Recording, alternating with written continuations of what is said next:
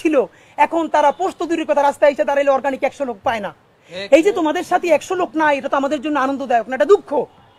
জুলাই হেরে যাচ্ছে। এনসিপির 3টে অপরাধ। নাম্বার 1, সে জুলাইকে কুক্ষিগত করেছে। ঠিক 71-এ মুক্তিযুদ্ধ যেভাবে আওয়ামী লীগ কুক্ষিগত করেছে, এনসিপি জুলাইকে কুক্ষিগত করেছে। মুক্তিযুদ্ধ করেছে সবাই, আপামর, কৃষক, শ্রমিক, জনতা, জনযুদ্ধ। আওয়ামী লীগ এসে বললো আমি যুদ্ধের মালিক, সাথে দিল্লি সংবিধান লিখে দিল দিল্লি, এখানে আর একটা বাকশাল কায়েম করে এটা আওয়ামী লীগের গঠনতন্ত্র তারা বানাই ফেললো। জুলাইকে কুক্ষিগত তারা করেছে। এই জুলাইকে কুক্ষিগত করার কারণে তারা দ্বিতীয় যে কাজটা করেছে, অনেকেই তারা দুর্নীতিগ্রস্ত হয়েছে। দেখেন আমাদের কলিজা ছিঁড়ে যায় এই কথাটা বলতে। আজ থেকে 10 মাস আগে যেই ছেলেটা দেখেছি সারা গায়ে আঘাতের চিহ্ন, জুলাইয়ের আন্দোলন করতে গিয়া, সেই সব ছেলে মেয়ে মাত্র 8-10 মাসের মধ্যে কিভাবে কোটি টাকার মালিক হইতে পারে, এই চিন্তা আমাদেরও ঘুম আসে না। 10 মাস তো, আরে রাজনীতি তো আগামী 5 বছরের না, রাজনীতি তো 50 বছরের। কষ্ট করে বসে থাকলে আগামী বাংলাদেশ হয়তো আমাদের, জুলাই যোদ্ধাদের।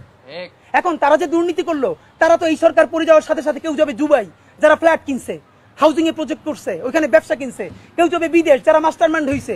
এই লক্ষ লক্ষ জুলাই জনতা কোথায় যাবে? আমাদেরকে যে তোমরা এই জাহান্নামের মধ্যে ফেলাই দেবা, এর দায় কিন্তু ইতিহাসের কাছে দিতে হবে, আল্লাহর কাছে দিতে হবে। নাম্বার 2, আপনাদেরকে বলতে চাই, এই ঐক্য প্রথমত বিনষ্ট করেছে এনসিপি। এই যে জুলাইয়ের বৃহত্তর ঐক্য, কত মানে মনে করে ফেসবুক একটা আছে, আগেও বলছিলাম যে ফেসবুক অ্যাকাউন্ট সব ডক্টর ইউনূসের কাছে জমা থাকবে। মন চাইলে এই পোস্ট দেয়, আধা ঘন্টা পর ডিলিট দেয়, এরপর 3 ঘন্টা পর এইসব দুঃখ প্রকাশ করে। ভাই এটা কি বাচ্চা কাচ্চাদের ওই হান্ডি পাতিল খেলা, যে ঠিক আছে খেলবো না, হারেই ফেরত দাও, একটু পরে এসে আবার ঠিক আছে খেলা শুরু করি? বাবা তুমি যদি ইমোশনাল হও, তোমার যদি কবি সাহিত্যিক আর্টিস্টিক সেন্সটা বেশি থাকে, তুমি যদি অভিমানী বালক হও, তাহলে তুমি নাটক করবা, সিনেমা করবা, থিয়েটার করবা, আর্ট কালচার করবা। তোমার উপদেষ্টা হওয়ার মতো সিরিয়াস দায়িত্ব কে নিতে বলছে?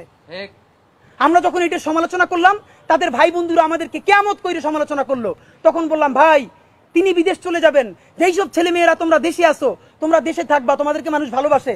ভাইয়ের রাজনীতি কইরা জনগণের বিরুদ্ধে যাইও না, জনগণের বিপক্ষে গিয়ে ভাইয়ের রাজনীতি করলা। এখন তোমার ভাই তো তওবা করছে, তোমরা তওবা করবা কার কাছে? এই জন্য ইনসাফের উপরে থাকেন, নিজের বিবেকের উপরে থাকেন, বিবেক কোনোদিন বর্গা দিয়েন না।